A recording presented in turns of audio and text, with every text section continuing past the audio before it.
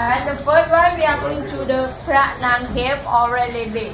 Railay Bay so many bay and so many beach, but we are going to Phra Nang Cave only because Phra Nang Cave beautiful of the Railay Bay.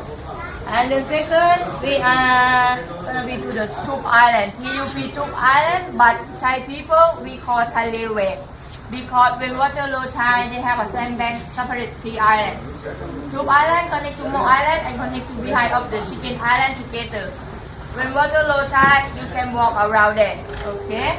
And we are gonna be to the Chicken Island. Chicken Island, we cannot get on the beach. We stay on the boat for take a picture with Chicken Island.